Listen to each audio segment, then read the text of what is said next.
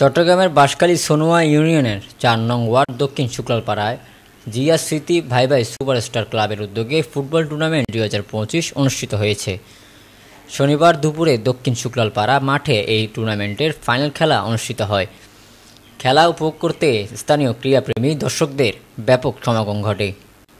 অনুষ্ঠানে প্রধান অতিথি হিসেবে উপস্থিত ছিলেন চট্টগ্রাম দক্ষিণ জেলা বিএনপির যুগ্ম আহ্বায়ক নিশকাতুল ইসলাম চৌধুরী বাপ্পা। প্রধান মেহমান হিসেবে উপস্থিত ছিলেন বাঁশখালী উপজেলা বিএনপির সাবেক সদস্য সচিব ও সাবেক চেয়ারম্যান রেজাউল হক চৌধুরী।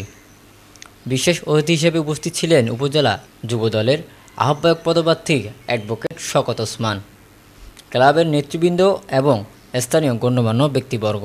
ফাইনাল খেলায় জামাল ধানমন্ডি ক্লাব ১-০ গোলে দক্ষিণ সোনুয়া সানরাইজ ক্লাবকে পরাজিত করে চ্যাম্পিয়ন হওয়ার গৌরব অর্জন করে। খেলায় উভয় দলের খেলোয়াড়দের চমৎকার পারফরমেন্সে মাঠে উপস্থিত দর্শকরা মুগ্ধ হন। খেলা শেষে অতিথিরা বিজয়ী দলের হাতে ট্রফি তুলে দেন এবং খেলোয়াড়দের মধ্যে পুরস্কার বিতরণ করেন। বক্তারা বলেন, এই ধরনের ক্রীড়া আয়োজন তরুণ সমাজকে মাদক ও অপরাধমূলক কর্মকাণ্ড থেকে দূরে রেখে সুস্থ সাংস্কৃতিক ধারায় ফিরিয়ে আনে। দুই দলের খেলোয়াড়দেরকে যারা আপনারা একটি খুব প্রতিযোগিতাপূর্ণ এবং একটি সুন্দর খেলা আমাদেরকে উপহার দিয়েছেন তার জন্য সেই সাথে ধন্যবাদ জানাই আয়োজক কমিটিকে। তারা যে সুসম্পন্ন করেছেন এই টুর্নামেন্টকে সুন্দরভাবে সুশৃঙ্খলভাবে তার জন্য।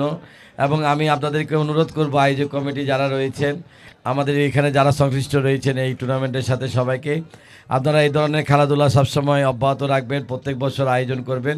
ইনশাল্লাহ আমাদের এখানে যারা নেতৃবৃন্দ রয়েছে ওনারা সহ আমরা সবসময় আপনাদের পাশে থাকবো ইনশাল্লাহ। এই কথা বলে আমি দুই দলেরই সকল খেলোয়াড়দেরকে আমার ব্যক্তিগত শুভেচ্ছা জানিয়ে আমি আমার বক্তব্য শেষ করছি। Desk news, PIB ৭১ TV, Chittagong.